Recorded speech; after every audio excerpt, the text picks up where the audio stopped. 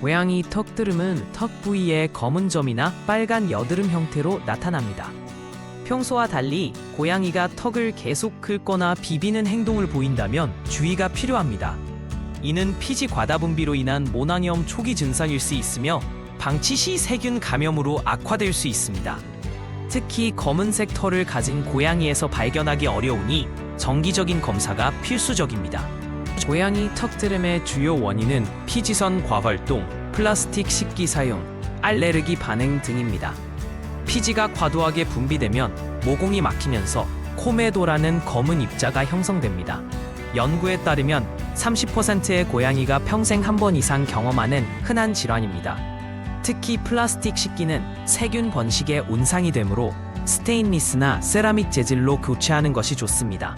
턱드름을 제때 치료하지 않으면 모낭충 감염이나 심각한 염증으로 발전할 수 있습니다. 심한 경우 턱 부위가 붓고 통증으로 식사 거부를 일으키기도 합니다. 동물병원 기록에 따르면 방치된 사례의 40%에서 2차 감염이 발생했습니다. 특히 면역력이 약한 노묘나 당뇨병이 있는 고양이는 폐혈증 위험까지 있어 조기 대처가 중요합니다. 턱드름 예방을 위해 매일 식기 세척과 주 1회 턱 부위 닦기를 권장합니다. 2023년 서울대 수의학 연구팀 실험에 따르면 스테인리스 식기 사용 시 세균수가 70% 감소했습니다. 식사 후에는 저자극 워십으로 턱을 닦아주고 지방 함량 15% 이하의 사료를 선택하세요. 시리콘 브러쉬로 모낭을 자극해 피지 축적을 방지하는 것도 효과적입니다. 초기 증상 발견 시 따뜻한 물수건으로 하루 2회 5분간 찜질해 모공을 열어주세요. 이후 클로르헥시딘 0.5% 솔루션을 면봉에 묻혀 살짝 닦아내면 감염 위험을 50% 줄일 수 있습니다. 절대 짜내지 말 것. 인간용 아크네 제품은 고양이에게 독성이 있을 수 있으니 반드시 수의사와 상담하세요. 통증이 있다면 무향 천연 알로에 젤을 도포할 수 있습니다. 증상이 3일 이상 지속되면 반드시 동물병원을 방문해야 합니다. 수의사는 피부세포 검사로 모낭충 여부를 확인한 후 항생제 연고, 무피로심 등을 처방합니다. 중증일 경우 경고 항생제 2주 과정이 필요하며 가격은 5에서 15만 원 정도입니다. 최근에는 레이저 치료로 염증을 빠르게 가라앉히는 방법도 도입되었으나 보험 적용이 안 된다는 점을 고려해야 합니다. 약물 치료 시 투여 시간을 정확히 지키는 것이 중요합니다.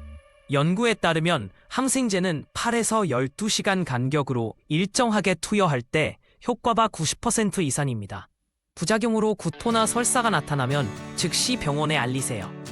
치료 중에는 고양이에게 에리자베스 칼라를 착용시켜 상처를 긁지 못하게 하고 침대 매일 소독해야 합니다. 증상 호전 후에도 일주일간 약을 계속 투여하는 것이 재발 방지에 도움됩니다. 턱드름은 60% 확률로 재발하는 만성질환이므로 지속적인 관리가 필요합니다. 식기는 매일 끓는 물로 소독하고 3개월마다 새 것으로 교체하세요. 미국 수의학회 AAF기는 오메가3 지방산이 풍부한 사료가 피지 분비 조절에 도움된다고 발표했습니다.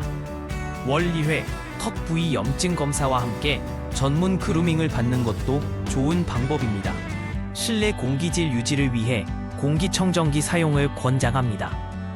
턱드름 경험을 SNS나 커뮤니티에 공유하면 다른 반려인이 도움받을 수 있습니다. 인기 반려동물 블로거들의 설문에 따르면 73%가 선배 반려인의 조언이 가장 유용했다고 답했습니다. 잘못된 정보, 티트리 오일 도포 등에 주의하며 항상 공신력 있는 수의학 자료를 근거로 공유하세요. 지역 동물병원 정보나 식기 추천 리스트를 만들면 더 큰 도움이 됩니다. 적절한 치료 후 대부분의 고양이는 2-3주 만에 완전히 회복합니다. 건강을 되찾은 고양이는 턱 드러내기 그루밍을 다시 시작하고 식사량도 정상화됩니다.